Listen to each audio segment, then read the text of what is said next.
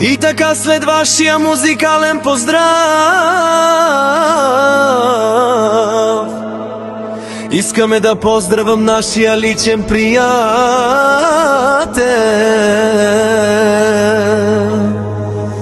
Златко патрона, генерала на Виноградец и за неговата половинка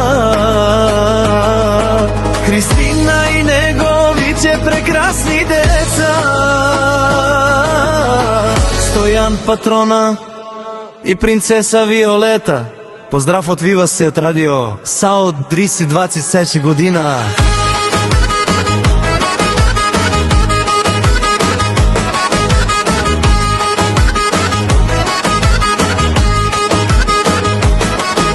Зависници има много по света, завиждат на мен, на теб и на твоята жена.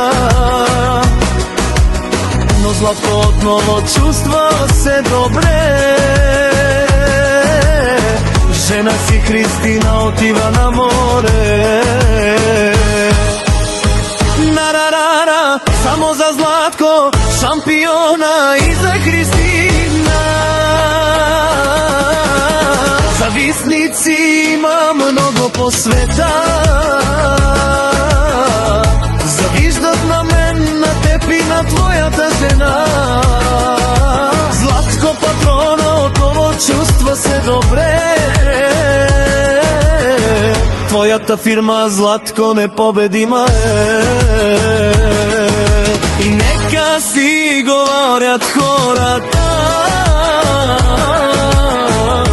нека те за Златко и Христина да спорят, че те отново чувстват се добре. Твоята фирма непобедима е.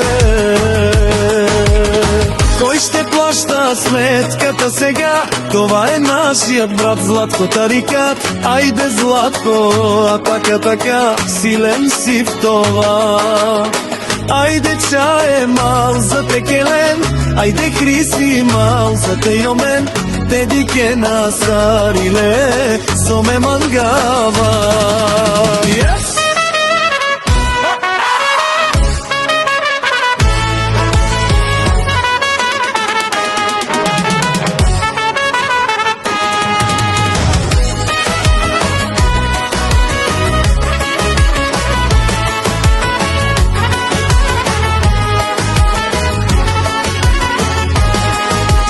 Питат ме приятели добри, как е Златко в България, разкажи, че ти отново чувстваш се добре. Твоята фирма непобедима е. Питат ме приятели добри, шампионът, всичко разкажи. Айде Хриси, айде Стояне, Златко си е шукърни.